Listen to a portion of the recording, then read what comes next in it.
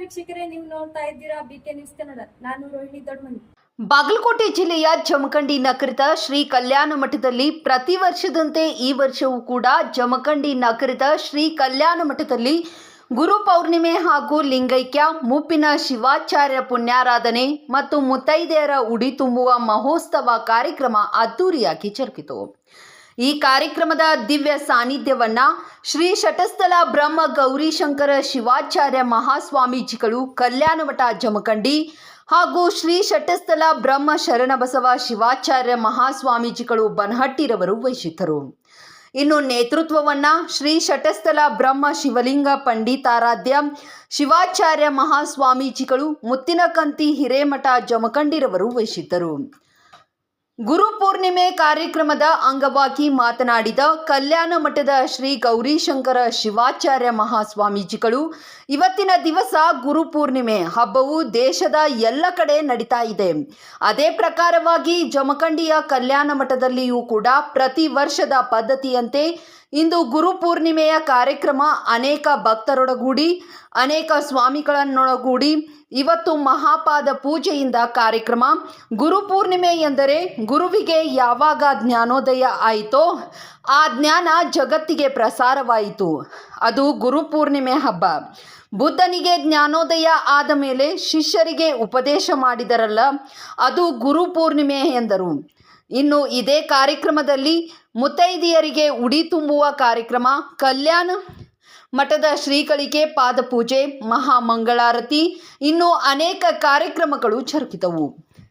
ಈ ಕಾರ್ಯಕ್ರಮದಲ್ಲಿ ಜಮಖಂಡಿ ತಾಲೂಕಿನ ಭಕ್ತಾದಿಗಳು, ನಗರದ ಹಿರಿಯರು, ಗಣ್ಯಮಾನ್ಯರು ಹಾಗೂ ಬೇರೆ ಜಿಲ್ಲೆಯ ಬೇರೆ ತಾಲೂಕಿನ ಭಕ್ತಾದಿಗಳು ಗುರು ಪೂರ್ಣಿಮೆ ಕಾರ್ಯಕ್ರಮದಲ್ಲಿ ಭಾಗಿಯಾಗಿ ಗುರುವಿನ ಆಶೀರ್ವಾದ ಪಡೆದು ಧನ್ಯರಾದರು. ವರದಿ ಕಲ್ಯಾಣಪ್ಪ ಎಸ್ ಬಾಂಗಿ. ಪ್ರತಿಯೊಂದು ಹುಣ್ಣಿಮೆಗೆ ವಿಶೇಷತೆ ಇದೆ. ಇದು ಒಂದಲ್ಲ, ಇದು ಒಂದು ಹುಣ್ಣಿಮೆ. ಇದು ಪ್ರತಿ ಹುಣ್ಣಿಮೆಗೂ ನೀವು ವಿಶೇಷವಾಗಿರುವಂತಹ ಅರ್ಥಗಳನ್ನು ಕೊಟ್ಟಾರ. ಆದ್ರೆ ಈ ಹುಣ್ಣಿಮೆಗೆ ಇದು ಕಡ್ಲಿಗಾರ ಹುಣ್ಣಿಮೆ ಅಂತಾರೆ. ಇದಕ್ಕೆ ಇವತ್ತನ ಗುರು ಪೌರ್ಣಿಮೆಯನ್ನ ಮಾಡಬೇಕು ಯಾಕೆ ಅಂತ ಹೇಳಿ ಇತ್ತಿತ್ತಲಾಗ ಈ ಫಾದರ್ ಡೇ,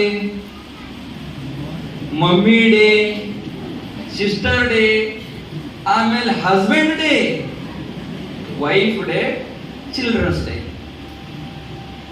ನನಗನ್ನಿಸ್ತದ ಇವತ್ತು ಎಲ್ಲರೂ ಗುರು ಪೂರ್ಣಿಮೆ ಇರೋದ್ರಿಂದ ಗುರು ಡೇ ಅಥವಾ ಗುಡ್ ಡೇ ಅಂದ್ರೂ ಏನು ತೊಂದರೆ ಇಲ್ಲ. ಇವತ್ತು ಎಲ್ಲರ ಸ್ಟೇಟಸ್ ನೋಡ್ರಿ, ಎಲ್ಲರೂ ಗುರು ಪೂರ್ಣಿಮೆಯ ಶುಭಾಶಯಗಳು. ಯಾರ ಗುರುಗಳು ಗೊತ್ತಿಲ್ಲ, ಯಾಕೆ ಇಟ್ಟಾರ ಅಂತ ಗೊತ್ತಿಲ್ಲ. ಅಕಸ್ಮಾತ್ ನೀವು ಸ್ಟೇಟಸ್ ಇಡ್ಲಿಲ್ಲ ಅಂತಂದ್ರ ನಿಮಗ ಇದೇನೋ ಹೋಗಿದ್ದಂಗೆ ಸ್ಮಾರ್ಟ್ ಫೋನ್ ಯೂಸ್ ಮಾಡಕ್ಕೆ ಬರಂಗಿಲ್ಲ ಇದಕ್ಕೆ ಅಂತ ತಿಳ್ಕೊಂಡ್ಬಿಡ್ತಾರ. ನಾನು ಇಲ್ಲಿ ಯಾಕೆ ನಿಮ್ ಜೊತೆಗೆ ಇದನ್ನ ಮಾತಾಡಕತ್ತೀನಿ ಅಂತಂದ್ರೆ, ಕರ್ಲೋ ದುನಿಯಾ ಮುಟ್ಟಿಮೆ ಅಂತ ಒಂದು ಅಡ್ವರ್ಟೈಸ್ ಬರ್ತೈತಿ ಈಗ ಒಂದು ಸ್ವಲ್ಪ ಹಿಂದ್ಗಡೆ. ಏನೆಲ್ಲ ಒಂದು ಜ್ಞಾನ ಸಾಧನೆ ಮಾಡಬಹುದು. ಉದಾಹರಣೆ ಕೊಟ್ಕೊಂಡು ಬಹಳ ಚೆನ್ನಾಗಿ ಮಾತನಾಡಿದ್ರು ನಮ್ಮ ಗುರುಗಳೆಲ್ಲ.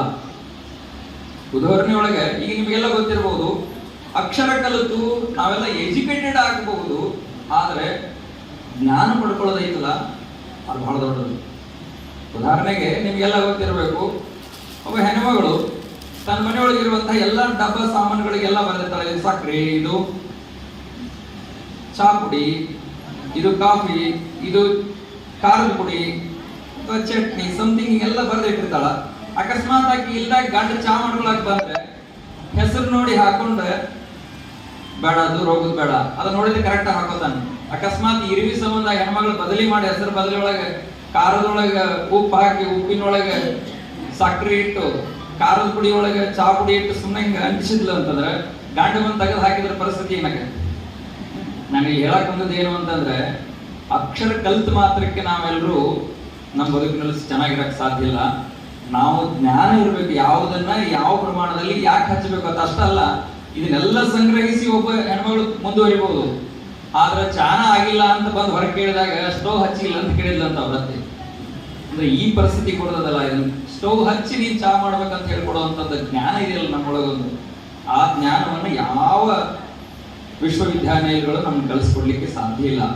ಒಬ್ಬ ಗುರು ಮಾತ್ರ ಈನೆಲ್ಲವನ್ನು ಮಾಡ್ಲಿಕ್ಕೆ ಕಲಿಸ್ಕೊಡ್ತಾನ.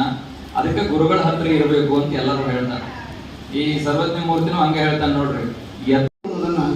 ಪೂಜ್ಯರು ನಮ್ಗೆ ಯಾವಾಗಲೂ ಕೂಡ ಹೇಳ್ತಿರ್ತಾರೆ, ನಮಗೆ ಯಾವಾಗಲೂ ಹೇಳ್ತಿರ್ತಾರೆ, ನಮಗೆ ಹಿಂಗೆ ಮಾಡ್ಕೋತೀರಿ, ಹಿಂಗೆ ಓದ್ತಾ ಇದೆ, ಇದನ್ನು ಮಾಡ್ತೀರಿ ಅಂದರೆ ಮಾರ್ಗದರ್ಶನವನ್ನು ನೀಡ್ತಕ್ಕಂಥ ಕೆಲಸವನ್ನು ಕಲ್ಯಾಣ ಮಠದ ಶ್ರೀಗಳು ಕೂಡ ಮಾಡ್ತಾ ಬಂದಿದ್ದಾರೆ. ನಿಮಗೊಂದು ಗೊತ್ತಿಲ್ಲ, ಆದರೆ ನಾವೆಲ್ಲ ಬಹಳ ಅವ್ರ ಬಗ್ಗೆ ಹೆಮ್ಮೆ ಪಡ್ತೀವಿ. ಇವತ್ತು ಪಂಚಪೀಠಗಳಲ್ಲಿ ಜಗದ್ಗುರುಗಳದಾರೆ, ಅದರಲ್ಲಿ ವಿಶೇಷವಾಗಿ ನಮ್ಮ ಶ್ರೀಶೈಲ ಪೀಠದ ಜಗದ್ಗುರು. ಸಾವಿರಾರು ಶಿವಾಚಾರ್ಯರು ಇದ್ದರೂ ಕೂಡ ಮೊಟ್ಟ ಮೊದಲಿಗೆ ನೆನಪಾಗುವವರು ಯಾರು ಅಂತಂದರೆ ನಮ್ಮ ಕಲ್ಯಾಣ ಮಠದ ಶ್ರೀಗಳೇ ಅವರು. ಇವತ್ತು ಯಾವ್ದಾದ್ರು ಒಂದು ಕಾರ್ಯಕ್ರಮ ನಡಿಬೇಕಂತಂದ್ರೆ ಅವ್ರನ್ನ ಕರ್ಕೊಂಡು ನಿಮ್ಗೆ ಶ್ರೀಶೈಲಕ್ಕೆ ಸನ್ನಿಧಿಯವ್ರು ಹೋದ್ರು ಅಂತಂದ್ರೆ ಅವ್ರು ಎಲ್ಲೇ ಇದ್ರು ಕರ್ಕೊಂಡು ಹೋಗ್ತಾರೆ. ಅವ್ರ ಜೊತೆಗಿದ್ರೆ ಅವ್ರು ನಂಬೋತಿರ್ತಾರೆ, ಅಷ್ಟು ಖುಷಿಯಾಗಿರ್ತಾರೆ. ಮತ್ತು ಜೊತೆಗೆ ಅವರ ಹಾಡುಗಳನ್ನು ತಾವೆಲ್ಲ ಕೇಳ್ತೀರಿ, ಅವರ ಧ್ವನಿ ಎಂಥದ್ದು ಅನ್ನೋದು ನಿಮಗೆಲ್ಲ ಗೊತ್ತಿದೆ. ಇನ್ನೊಂದು, ಇವತ್ತು ಶಿವಾಚಾರ್ಯ ರತ್ನ ಅಂತ ಯಾಕೆ ನಾವು ಕಲ್ಯಾಣ ಮಠದ ಶ್ರೀಗಳನ್ನು ಕರಿತೀವಿ ಅಂತಂದರೆ, ನಮ್ಮ ವರ್ಷ ನಮಗೆ ನಮ್ಮ ಶ್ರೀಶೈಲ ಶ್ರೀಗಳು ಜಗದ್ಗುರುಗಳು ಯಡೂರು ಮಠದಿಂದ ಪ್ರಶಸ್ತಿಗಳನ್ನು ಕೊಡ್ತಾರೆ. ಬಹಳ ವಿಶೇಷವಾದಂಥ ಪ್ರಶಸ್ತಿ ಅಂತಂದರೆ ಜೈಕಾರ. ಇವತ್ತು ಜೈಕಾರ ಜಂಗಮ ಅಂಥೇಳಿ ಪ್ರಶಸ್ತಿ ಪಡೆದಂತಹ ಏಕೈಕ ಶಿವಾಚಾರ್ಯರು ಅಂತಂದರೆ ಅದು ಕಲ್ಯಾಣ ಮಠದ ಶ್ರೀಗಳೇ. ಅಷ್ಟು ಅದ್ಭುತವಾದಂತಹ ಕಂಠ ಭಗವಂತ ಕೊಟ್ಟಿದ್ದಾನೆ. ಅದಕ್ಕೆ ಹೇಳ್ತಿದ್ದೆ ನೀವೆಲ್ಲ ಗಾಡ್ ಗಿಫ್ಟ್ ಅಂತೇಳಿ. ಅವ್ರ ಕಂಠನ ಹಂಗೆ ಅವರು ಮಾತಾಡ್ಸಕ ಮುಂದೆ ತಡಬಡಿಸ್ತಾರೆ, ಅಷ್ಟು ಅವರ ಧ್ವನಿ. ಅಂತಹ ಪೂಜ್ಯರ ನಾವೆಲ್ಲ ಪಡೆದಿದ್ದೀವಿ. ಅವರ ಮಾರ್ಗದರ್ಶನದಲ್ಲಿ ನಾವು ಕೂಡ ಪುಣ್ಯವಂತರು ಅಂತಕ್ಕಂಥ ಮಾತನ್ನು ಈ ಸಂದರ್ಭದಲ್ಲಿ ಹೇಳ್ತಾ ಇದ್ದೀನಿ. ಅದಕ್ಕೆ ನೀವೆಲ್ಲರೂ ಕೂಡ ಯಾರ ಮಾತು ಕೇಳಬೇಕು ಅಂತಂದರೆ ಶಕುನಿ ಮಾತು ಕೇಳ್ಬೇಕಂತ. ಶಕುನಿ ಮಾತು ಕೇಳಿದ್ರೆ ನೀವು ಹಾಳಾಗ್ತೀರಿ, ಅವನು ಹೇಳಿದವ ಹಾಳಾಗ್ತಾನೆ. ಅದಕ್ಕೆ ಯಾವಾಗಲೂ ಕೃಷ್ಣನ ಮಾತು ಕೇಳಬೇಕು, ಕೃಷ್ಣನನ್ನು ಗುರುವಾಗಿ ನಾವು ಸ್ವೀಕಾರ ಮಾಡಬೇಕು, ಸತ್ಯ ಮಾರ್ಗದಲ್ಲಿ ನಾವೆಲ್ಲ ನಡಿಬೇಕು. ಅಂದಾಗ ನಮ್ಮ ಜನ್ಮ ಸಾರ್ಥಕ ಆಗುತ್ತೆ. ಇವತ್ತು ಗುರು ಪೌರ್ಣಿಮೆ ನೋಡಿ, ಎಷ್ಟ ಯೋಗ ಎಂಥದ್ದು ಅಂತಂದರೆ ನಮ್ಮ ಒಬ್ಬ ಗುರುಗಳ ಕಡೆ ಹೋಗಿ ದರ್ಶನ ಮಾಡಬೇಕಾದ್ರೆ ಆಗೋದಿಲ್ಲ. ನೋಡಿ, ಎಲ್ಲ ಪಂಚಪೀಠಗಳೆಲ್ಲ ಗುರುಗಳು ಇಲ್ಲಿ ಬಂದು ಕೂತ್ಕೊಂಡಿದ್ದಾರೆ. ನಿಮಗೆಲ್ಲ ಒಂದು ದರ್ಶನ ಆಶೀರ್ವಾದವನ್ನು ಕೊಡುವಂಥ ಕೆಲಸ ಮಾಡ್ತಾ ಇದ್ದಾರಲ್ಲ. ಕಲ್ಯಾಣ ಮಠದ ಶ್ರೀಗಳಿಗೆ ಜೋರಾಗಿ ಚಪ್ಪಾಳೆ ತಟ್ಟಿ ತಾವೆಲ್ಲ ಕೃತಜ್ಞತೆಯನ್ನು ಸಲ್ಲಿಸಬೇಕು ಅಂತೇಳಿ ಈ ಸಂದರ್ಭದಲ್ಲಿ ಹೇಳ್ತಾ, ಅವರ ಮಾರ್ಗದರ್ಶನ ಯಾವಾಗಲೂ ಕೂಡ ನಮಗೆ ಇರಲಿ. ನಾವೇನಾದರೂ ಎಡುತ್ತಾ ಇದ್ದೀವಿ ಅಂತಂದ್ರೆ ನಮಗೆಲ್ಲ ತೀಡಿ ನಮ್ಮನ್ನು ಒಳ್ಳೆಯ ಮಾರ್ಗದಲ್ಲಿ ಕರ್ಕೊಂಡು ಹೋಗಬೇಕು. ಯಾಕಂದ್ರೆ ನಮ್ಮ ಇಂಜಿನ್ ಇದ್ದಂಗೆ ನಾವೆಲ್ಲ ಶಿವಾಚಾರ್ಯಗೆ ನಮ್ಮ ಜಮಖಂಡಿ ಒಂದು ದೊಡ್ಡ ನಾವೆಲ್ಲ ಬಾಸ್ ಅಂತ ಕರಿತೀವಿ ಅವ್ರಿಗೆ. ಹಂಗೆ ಅವ್ರ ಜೊತೆ ಆಟ ಆಡ್ತಿರ್ತೀವಿ. ಅಂತಹ ಪೂಜೆಯನ್ನು ನಾವೆಲ್ಲ ಪಡೆದಿದ್ದೀವಿ ಅಂತ ಹೇಳಿ ಈ ಸಂದರ್ಭದಲ್ಲಿ ಹೇಳ್ತಾ ಎಲ್ಲರಿಗೂ ಕೂಡ ಶುಭ. 12 ಹುಣ್ಣಿಮೆಗಳು ಬರ್ತವೆ. ಆ 12 ಹುಣ್ಣಿಮೆಗಳಲ್ಲಿ ಬಹಳ ಅಗ್ರಸ್ಥಾನದಲ್ಲಿರ್ತಕ್ಕಂಥ ಹುಣ್ಣಿಮೆ ಅಂತಂದರೆ ಅದು ಗುರು ಪೌರ್ಣಿಮೆ, ಕಳ್ಳಿಗಾಲ ಹುಣ್ಣಿಮೆ ಅಂತ ಹೇಳ್ತಾರೆ. ಪೂಜ್ಯರು ಹೇಳಿದ ಹಾಗೆ ಎಲ್ಲರಿಗೂ ಕೂಡ ಎಲ್ಲ ಅಲ್ಲಿ ಮದರ್ಸ್ ಡೇ, ಫಾದರ್ಸ್ ಡೇ ಎಲ್ಲನೂ ಅದಾವ. ಅದರ ಗುರುವಿಗೂ ಒಂದು ಸೀಮಿತವಾಗಿರ್ತಕ್ಕಂಥ ಒಂದು ಡೇ ಅಂದರೆ ಇದು ಗುರು ಪೌರ್ಣಿಮೆ ಅಂತ. ಇವತ್ತು ನೋಡ್ರಿ, ನಾವೆಲ್ಲ ಗುರುಗಳನ್ನು ಸ್ಮರಣೆ ಮಾಡ್ತೇವೆ. ಯಾವುದೇ ಗುರುವಿನ ನೆನಪೇ ಇರುವುದಿಲ್ಲ, ಅವ್ರು ಇವತ್ತೆಲ್ಲ ನೆನಪು ಮಾಡುವಂಥ ವ್ಯವಸ್ಥೆ ಇವತ್ತು ನಡೀತಾ ಇದೆ. ಇಡೀ ನಮ್ಮ ಭಾರತದ ದೇಶದ ತುಂಬ ಇವತ್ತು ಗುರು ಪೌರ್ಣಿಮೆಯನ್ನು ಬಹಳಷ್ಟು ಶ್ರದ್ಧೆ, ಭಕ್ತಿ, ನಿಷ್ಠೆಯನ್ನು ನಾವೆಲ್ಲ ಆಚರಣೆ ಮಾಡ್ತೇವೆ. ಇವತ್ತು ಈ ಮನುಷ್ಯ ಬದುಕಿ ಬಾಳುವಂತಹ ಮನುಷ್ಯನಿಗೆ ಸಂಸ್ಕಾರ ಎಲ್ಲಿ ನಮಗೆ ಸಿಗುತ್ತಿದೆ ಅಂತಂದರೆ ಅದು ಗುರುವಿಂದ ಮಾತ್ರ ಸಿಗುತ್ತೆ. ಇದೆಲ್ಲ ನಾವೆಲ್ಲ ಅರ್ಥ ಮಾಡ್ತೀವಿ.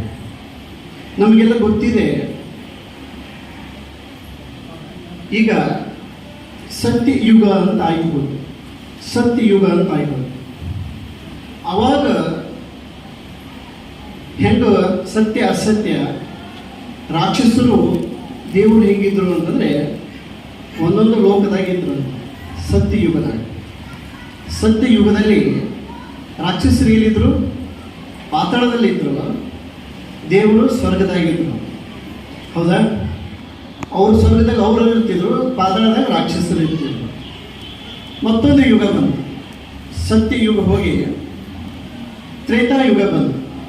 ಇವತ್ತು ದಿವಸ ವ್ಯಾಸ ಹುಟ್ಟಿದಂಥ ದಿನ, ಮಹಾಭಾರತ ಮತ್ತು ಅನೇಕ 18 ಪುರಾಣಗಳಿರುವಂಥ ವ್ಯಾಸ ಮಹರ್ಷಿಗಳು ಹುಟ್ಟಿದಂಥ ದಿನ ಇವತ್ತಿನ ದಿವಸ. ಅನ್ನೋದ್ರಿಂದ ಗುರುವಿನ ಸ್ಮರಣೆ ಮಾಡಬೇಕು. ಗುರುವಿನ ಯಾಕಂದ್ರೆ ನಮ್ಮ ಭಾರತೀಯ ಸಂಸ್ಕೃತಿ ಪರಂಪರೆಗಳಾಗ ಅನೇಕ ನಮ್ಮ ಸಂಸ್ಕೃತಿ ಪರಂಪರೆ ಧರ್ಮಗಳು ಹೇಳಿದಲ್ಲ, ಪ್ರಾರಂಭದ ದೇವರ ನಮ್ಮಲ್ಲಿ ಅನೇಕ ಧರ್ಮಗಳದಾವ. ಆ ಧರ್ಮಗಳ ಆಚರಣೆ ಎಂದು ಬಿಡಂಗಿಲ್ಲ. ಆ ಧರ್ಮಗಳನ್ನು ಆಚರಣೆ ಮಾಡಿ ನಾನು ವಿಶೇಷವಾಗಿ ವೀರ ಸೇವೆ ಹಿಂದೂ ಧರ್ಮದ ಅನೇಕ ಸಂಸ್ಕಾರಗಳನ್ನ ಪಡೆದುಕೊಂಡು ಆ ನಿಟ್ಟಿನ ಸನ್ಮಾನದಲ್ಲಿ ನಡೆದಾಗ ನಮ್ಮ ಜೀವನದ ಸಾರ್ಥಕರಾಗ್ತದೆ. ಆ ಸನ್ಮಾನವನ್ನು ಪಡಿಬೇಕಾದ್ರೆ ಎಲ್ಲಿ ಬರಬೇಕಂದ್ರೆ ಗುರುವಿನ ಹತ್ತಿರನೇ ಬರಬೇಕಂದ್ರೆ ಅಳವಡಿಸ್ಕೊಳ್ತೀವೋ, ಒಳ್ಳೆಯ ಗುಣಗಳನ್ನು ಅಳವಡಿಸ್ಕೊಂಡು ಹೋದಿವಿ ಅಂತಂದ್ರೆ ನಾವು ಒಳ್ಳೆಯವರಾಗಿಬಿಡ್ತೀವಿ. ಕೆಟ್ಟ ಗುಣಗಳನ್ನು ಅಳವಡಿಸ್ಕೊಂಡಿವಿ ಅಂತಂದರೆ ನಾವು ಕೆಟ್ಟವರ. ನಿಮಗೆಲ್ಲ ಇವತ್ತು ಗುರು ಶಿಷ್ಯರ ಸಂಬಂಧಗಳು ನಡೆದಾವ, ಹೌದಾ? ಅರ್ಜುನ ಯಾರನ್ನ ಗುರುವಾಗಿ ಸ್ವೀಕಾರ ಮಾಡಿದ? ಅರ್ಜುನನಿಗೆ ಯಾರು ಗುರುಗಳು? ಕೃಷ್ಣ ಪರಮಾತ್ಮ, ಹೌದಾ? ಕೃಷ್ಣನ ಮಾತು ಯಾರು ಕೇಳಿದ್ರು? ಪಾಂಡವರು ಕೇಳಿದರು. ಕೃಷ್ಣನ ಮಾತು ಪಾಂಡವರು ಕೇಳಿದ್ರು, ಪಾಂಡವರು ಗೆದ್ರು, ಕೃಷ್ಣನು ಕೂಡ ಗೆದ್ದ, ಹೌದಾ? ಗುರು ಶಿಷ್ಯರ ನೋಡು, ಕೃಷ್ಣನ ಮಾತು ಯಾರು ಕೇಳಿದ್ರು? ಇವತ್ತಿನ ದಿವಸ ಗುರುಪೂರ್ಣಿ ಹಬ್ಬ ದೇಶದ ಎಲ್ಲ ಕಡೆಯೂ ಕೂಡ ನಡೀತಾ ಇದೆ. ಅದೇ ಪ್ರಕಾರವಾಗಿ ಜಮಖಂಡಿ ಕಲ್ಯಾಣ ಮಠದಲ್ಲಿ ಕೂಡ ಪ್ರತಿ ವರ್ಷದ ಪದ್ಧತಿಯಂತೆ ಇವತ್ತಿನ ದಿವಸ ಗುರುಪೂರ್ಣಿಮೆ ಕಾರ್ಯಕ್ರಮ ಅಂತಕ್ಕಂಥದ್ದು ಅನೇಕ ಭಕ್ತರೊಡಗೂಡಿ, ಅನೇಕ ಸ್ವಾಮಿಗಳೊಡಗೂಡಿ ಇವತ್ತಿನ ದಿವಸ ಮಹಾಪಾದ ಪೂಜೆಯಿಂದ ಈ ಕಾರ್ಯಕ್ರಮ ಮುಕ್ತಾಯ ಹೊಂದಕ್ಕಂತಾಗಿದೆ. ಈ ನಿಟ್ಟಿನೊಳಗೆ ಗುರುಪೂರ್ಣಿಮೆ ಅಂದರೆ ಏನಪ್ಪ ಅಂತಂದರೆ, ಗುರುವಿಗೆ ಯಾವಾಗ ಜ್ಞಾನ ಆತೋ ಆ ಜ್ಞಾನವನ್ನು ಜಗತ್ತಿಗೆ ಯಾವಾಗ ಪ್ರಸಾರ ಮಾಡಿದ್ನೋ ಅದು ಗುರುಪೂರ್ಣಿಮೆ ಹಬ್ಬ. ಬುದ್ಧನಿಗೆ ಜ್ಞಾನೋದಯದ ಮೇಲೆ ಶಿಷ್ಯರಿಗೆ ಏನು ಉಪದೇಶ ಮಾಡ್ತಾನಲ್ಲ ಅವತ್ತು ಗುರುಪೂರ್ಣಿಮೆ ಅನ್ನತಕ್ಕಂಥದ್ದು ಆಕೈತಿ. ಮಹಾವೀರಿಗೆ ಯಾವಾಗ ಜ್ಞಾನೋದಯ ಆಯಿತು ಆವಾಗ ಅನೇಕ ಶಿಷ್ಯರಿಗೆ ಉಪದೇಶ ಮಾಡ್ತಾನೆ, ಅದು ಗುರುಪೂರ್ಣಿಮೆ ಆಕೈತಿ.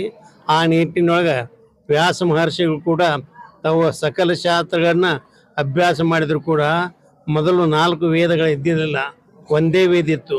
ಅದು ಜಗತ್ತಿನ ಕಲ್ಯಾಣಕ್ಕಾಗಿ ಅವ್ರು ಏನು ಮಾಡಿದ್ರಿಂದ ವೇದಗಳನ್ನು ವಿಂಗಡಣೆ ಮಾಡಿ 4 ಭಾಗಗಳನ್ನು ಮಾಡಿ ಇಡೀ ಜಗತ್ತಿಗೆ ಹಂಚಿಕೊಟ್ಟಾರೆ. ಆ ನಿಟ್ಟಿನ ಆ ಉಪದೇಶಗಳ ಪ್ರಕಾರವಾಗಿ ನಾವು ಎಲ್ಲ ಸದ್ಗತಿ, ಸನ್ಮಾನ, ಜ್ಞಾನ ಇದನ್ನೆಲ್ಲ ಪಡೆದುಕೊಂಡು ಈ ಗುರುವಿಗೆ ಕೃಪಾತ್ರ ಆಗಬೇಕು. ಗುರುವಿನ ಗುಲಾಮನಾಗುವ ತನಕ ದೊರೆಯದನ್ನ ಮುಕ್ತಿ ಅಂತಾರೆ. ಆ ನಿಟ್ಟಿನೊಳಗೆ ನಾವು ಗುರುವಿಗೆ ಎಲ್ಲಿವರೆಗೆ ಗುಲಾಮರಾಗೋದಿಲ್ಲೋ ನಮಗೆ ಆಧ್ಯಾತ್ಮದ ರಾಜ್ಯದೊಳಗೆ ಪ್ರವೇಶ ಮಾಡಲಿಕ್ಕೆ ಸಾಧ್ಯ ಇಲ್ಲ. ಅಂತ ಗುರುವಿನ ಕೃಪೆಯನ್ನು ನೀವೆಲ್ಲ ಇವತ್ತಿನ ದಿವಸ ಪಡ್ಕೊಂಡಿದ್ದೀರಿ, ಭಾಗಿಗಳಾಗಿದ್ದೀರಿ. ನಿಮಗೆಲ್ಲ ಆಯವ ಪರಶಿವ ಪರಮಾತ್ಮ ಗುರು ನಿಮಗೆ ಆಯುರಾರೋಗ್ಯ ಕೊಟ್ಟು ಕಾಪಾಡಲಿ ಅಂತಕ್ಕಂಥ ಮಾತನ್ನು ಈ ಸಂದರ್ಭದಲ್ಲಿ ಹೇಳ್ತಾ ನಿಮಗೆಲ್ಲ ಶುಭವನ್ನು ಕೋರಿ ನಮ್ಮ 4 ಮಾತುಗಳನ್ನು ಮುಗಿಸ್ತಾ ಇದ್ದೇವೆ. ಓಂ ಶಾಂತಿ ಶಾಂತಿ ಶಾಂತಿ. ಮತ್ತಷ್ಟು ಸುದ್ದಿಗಳಿಗಾಗಿ ನೋಡ್ತಾ ಇರಿ BK ನ್ಯೂಸ್ ಕನ್ನಡ.